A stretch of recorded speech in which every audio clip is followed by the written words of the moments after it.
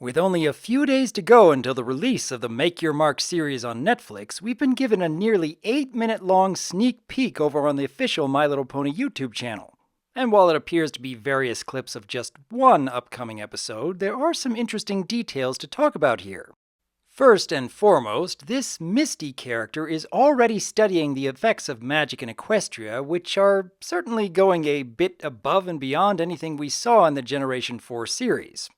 I can imagine a sort of reversal to, instead of Twilight writing about what she's learned to Princess Celestia, we have Misty, an antagonist, reporting what she's learned to Opaline. Do you think they might even go with, "Dear Princess Opaline"?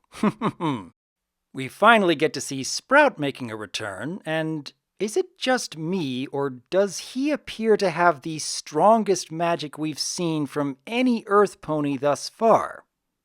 That could certainly lead to some interesting stories later on, especially if this same Sprout, who we know is a very easily influenced character, happens to be convinced that Misty, and by extension Opaline, has his best interests at heart. Hitch, on the other hand, has more than a few hesitations when it comes to ponies using their magic, and with good reason if these plants are popping up pretty much anywhere. But what I really want to see amongst these simpler slice-of-life stories is that there are hints to a grander narrative that will last the whole season. We see this potential with Misty sneaking around, and I also like how this story apparently ends with Zip seeking to study these flowers which seem strangely familiar somehow. Little tidbits like these can potentially tie these smaller stories together. Although, speaking of which, given that this is a series set to release on Netflix, it is very likely that the 8 episodes for this season will drop all at once rather than having them released periodically.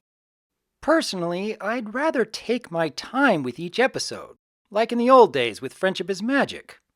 But with the internet the way it is these days, there will no doubt be plenty of spoilers circling the community on the very day of this season's release.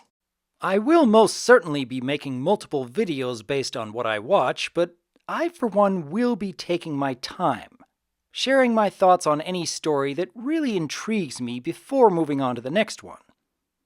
Although, I am curious what each of you would think of such a setup. When these episodes come out next week, are you planning to take your time with them or watch the whole season in one sitting? I'd very much like to know your thoughts, because as always, I am Dr. Wolf, and I look forward to hearing from you.